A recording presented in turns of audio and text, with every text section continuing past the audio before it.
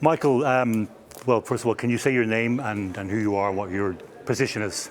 Michael BERKOWITZ, a founding principal at Resilient Cities Catalyst, which is a new nonprofit based in the US working with cities to help them solve their toughest challenges. And you're here in Strasbourg at the World Forum for Democracy, where the theme is, can democracy save the environment? What's your answer to that? Well, I think democracy in its various forms is going to be a big part of that, solution. It's about, as much about representational democracy, as it is about participatory democracy. And one of the things we've seen is how communities that feel engaged with the other structures, the government structures, the private sector structures, civil society, how more engaged communities actually can get to more transformational change and ultimately survive and thrive in the face of disaster. And your organization is now called Resilient Cities Catalyst. Start off by telling me, what is a resilient city? So a more resilient city, resilience is a capacity that a city has, a community has, to withstand whatever the next thing is, whether that is a climate shock like a hurricane, flooding, high winds, earthquakes, terrorism, or a pandemic. All of those things challenge cities, and resilience is the capacity that lets cities survive in the face of those challenges. Those capacities are in part about infrastructure, how good our infrastructure is. It's in part about the economy, how diverse and equitable our economy is, but it's also about our society, how neighbors help neighbors, our cohesive communities, and it's about governance with strong stakeholders at the table. All of those capacities help cities survive in the face of whatever comes next. And could you give me an example of a city which is, in your view, particularly resilient in the face of an environmental challenge?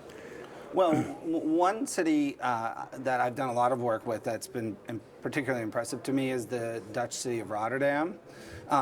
And it's not just because of the Dutch approach to water, which is famous and we all know about it, but it's rather how the mayor and the city council of Rotterdam and the institutions in that city are thinking about the fourth industrial revolution, when the means of how we design, procure, and ship goods is going to change. And that has existential impact to Rotterdam, which is one of the world's largest ports. And so they've been thinking about how they can become less reliant on the port as a driver of the economy, and how they can seed other kinds of creative industries within the city so that as shipping changes, it doesn't bring down the city of Rotterdam at the same time. And maybe also an example of a city which, in your view, is not particularly resilient in the face of the current or coming environmental challenges, which needs to do a lot more, and what should it do?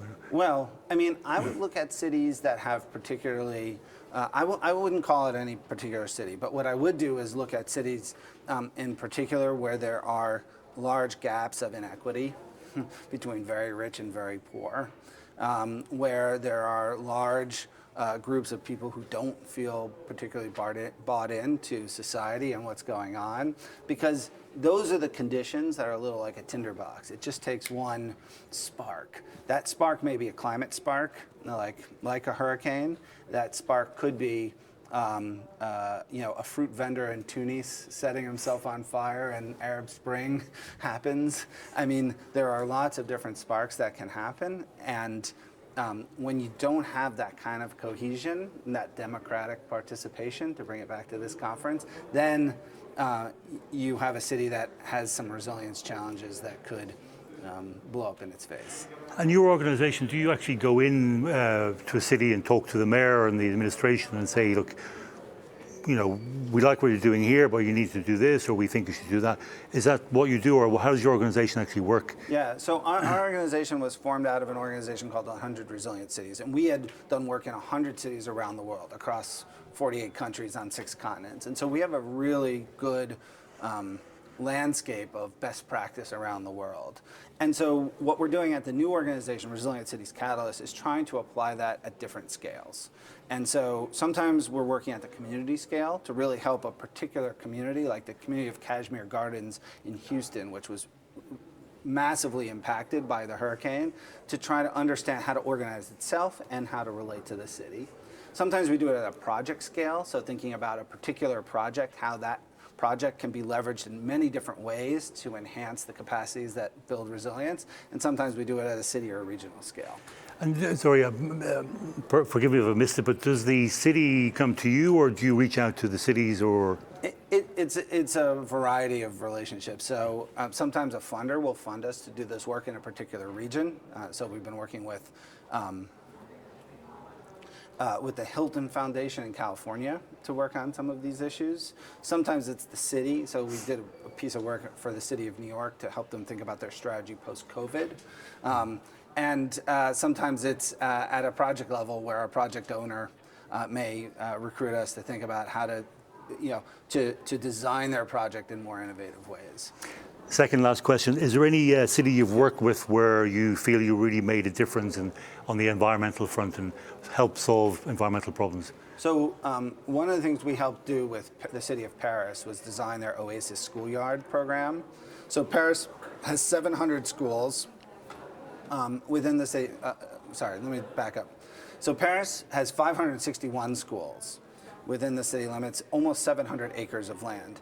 And until recently, all of them are completely concrete. And so what Paris did was think about how to redesign those interior courtyards with green infrastructure.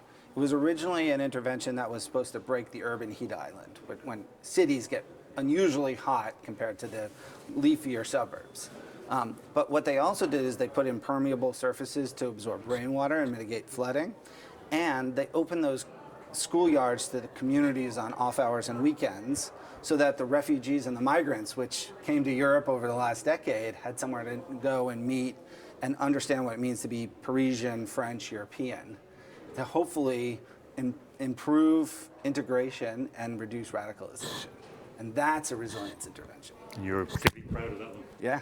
Good. Do you mind if I plug one other thing? Yeah, no, sorry, I just knocked. Sorry, guys, I knocked my microphone off. Can you hear me?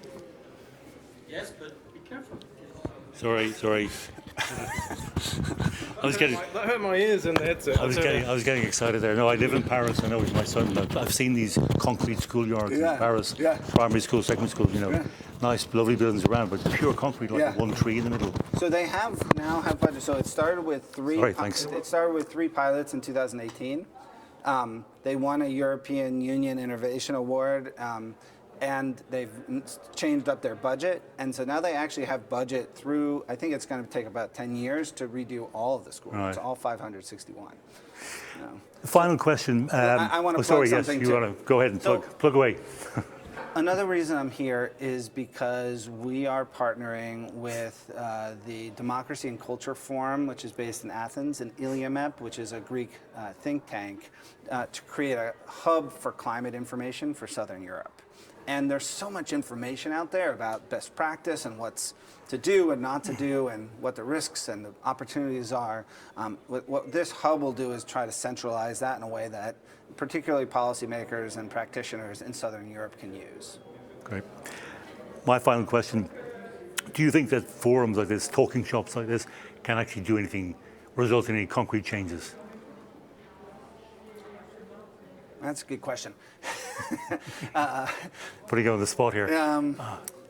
I too often I come to talking shops and I don't see an obvious pathway and a linkage to action. And I leave sometimes inspired and sometimes not, but not understanding what it means like really practically. But I don't think you can get to real change without them. You need to have that basis of exchange, of information, of relationships in order to ultimately innovate, even if you can't every time trace it back to a conference or a coffee that you had. And so I think they're important, but it's true that sometimes it's hard to see the pathway to real action from them. But it can and does result in real action. Sometimes. Yes, okay. But it can and does result in real action. Okay, thank you very much.